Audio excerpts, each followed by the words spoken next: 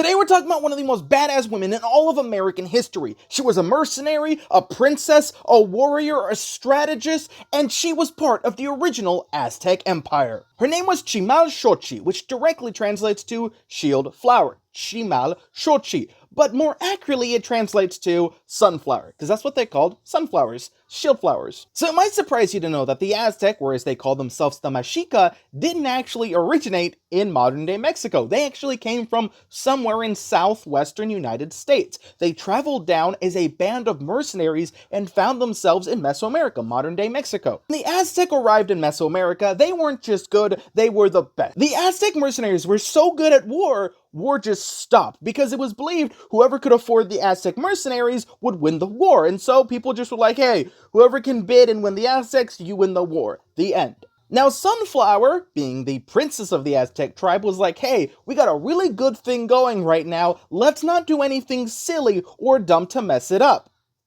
Her father, Huitzilopochtli, was like, but what if I declared myself the ultimate supreme ruler of the world? Everybody's cool with that? No, I'm doing it anyways. Sunflower was like, that's a really bad idea. And her father was like, we're the greatest warriors. Who's going to stop us? And she's like, everyone. If everyone came together, we would be screwed. And he's like, that's not going to happen. That's exactly what happened.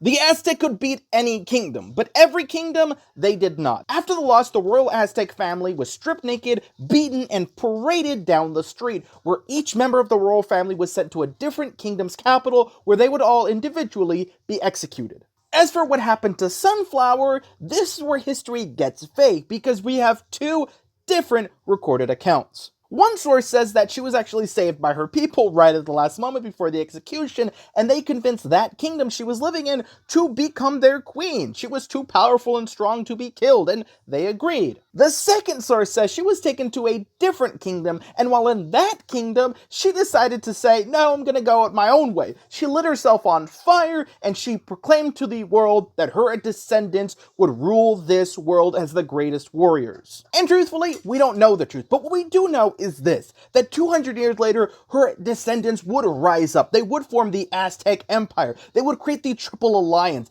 a massive warrior nation, and they would create Tenochtitlan, the third biggest city in the world. Was she a martyr? Was she a queen? We don't know.